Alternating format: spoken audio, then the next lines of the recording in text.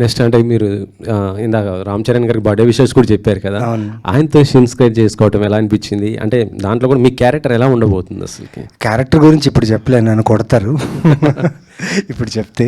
కాకపోతే yeah, sharing experience. ఈరోజు ఆయన బర్త్డే కాబట్టి పర్సనల్గా ఆయనతో వర్క్ చేశాను నేను షూట్ మొత్తం. He's one humble human on this earth where I have seen. నిజంగా చాలా చాలా గొప్ప వ్యక్తి, చాలా రెస్పాన్సిబిలిటీ కూడిన వ్యక్తి. And he's one great actor also. So it was great working with him. మీరు గేమ్ చేంజర్తో పాటు విశ్వంబరలో కూడా యాక్ట్ చేస్తున్నారు అంటున్నారు. లేదండి, అది నేను ఈ మధ్యన చూశానండి ఎక్కడో ఆర్టికల్. లేదండి, నేను విశ్వంబర ఏం చేయట్లేదు. I'm not doing. గేమ్ చేంజరే చేస్తున్నా, ఇంకా వేరే ఫిలిమ్స్ జరుగుతున్నాయి. Vishwambhara I don't think I'm doing. I don't think అని కాదు, ఇప్పుడు నాకైతే నాకు రాలేదు. ఓకే. ఇది ఇంకోటి, ఈ స్టోరీ మీకు ఆమె లేడీ డైరెక్టర్ మీకు చెప్పినప్పుడు మీరు ఎలా ఫీల్ అయ్యారు? అంటే ఒక లేడీ డైరెక్టర్ ఇలాంటి కథ చెప్పడం ఏంటి అన్న అలాంటి ఫీలింగ్ ఏమైనా వచ్చిందా మీకు? లేదండి, డైరెక్టర్కి జెండర్ ఏమి ఉండదండి. అంటే లేడీ డైరెక్టరా మెన్ డైరెక్టర్ అని కాదు. కాకపోతే తన అప్రోచ్ చాలా బాగుంది. అంటే సడన్గా ఒక తమిళ్ సిరీస్ ఒక తెలుగు యాక్టర్కి పైగా టైటిల్ రోల్ రావడం అనేది కొంచెం ఆశ్చర్యకర విషయమే.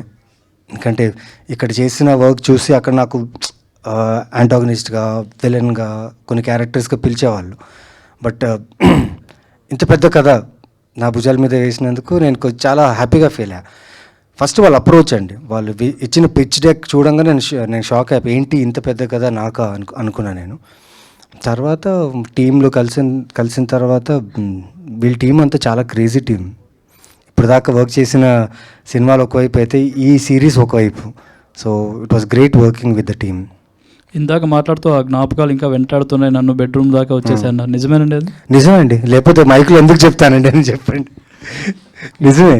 ఎందుకంటే షూటింగ్ మాకు ఎలా ఉంటుందంటే 6 to 6 ఒక్కసారి ఉంటుంది, ఒకసారి 6 to 2, 6 to 3, లేకపోతే 24 hours షూట్. బికాస్ మేము షూట్ చేసిన కండిషన్స్ వచ్చేసి ఫారెస్ట్లో, మొత్తం మునార్, తలకోన, చెన్నైలో చేసాం. సో వెదర్ చాలా చాలా చేంజెస్ ఉండేది. పాపం direction team, cinematographer team, art department వాళ్ళకి చాలా ఇబ్బంది అయ్యేది.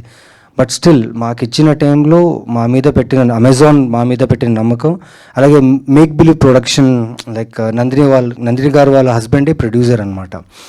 సో ఆయన అన్నీ ప్రాపర్గా చూసుకున్న తర్వాత నేను యూజువల్లీ ప్యాకప్ తర్వాత ఏం చేస్తాను, వెళ్ళి వర్కౌట్ చేసుకుంటాం, లేకపోతే భోజనం చేసి పడుకుంటాం. నేనైతే అదే చేస్తాను. సో లైట్స్ ఆఫ్ చేసినప్పుడు అంటే ఆ అమ్మాయి ఇంత దగ్గర ఉందండి నాకు కెమెరాలో. చాలా సీన్స్లో నాకు చాలా తను అంటున్నానేంటి నాకు చాలా సీన్స్లో చాలా ఎన్కౌంటర్స్ చాలా దగ్గరగా ఉంటాయి. పైగా ఆ ఇమేజెస్ అలాగే ఉండిపోతాయి కదా. సో ఎక్కడో బ్యాక్ ఆఫ్ ద మైండ్ వెనక్కి ఉందా, ముందుందా, నాతో ఉందా అని ఒక ఫీల్ ఉంటుంది. నేను చెప్పాను ఆవిడకి, ఏంటండి ఇంతగా ప్రేమించేస్తుంది మీ దయ్యం నన్ను అనేసి. ఓకే.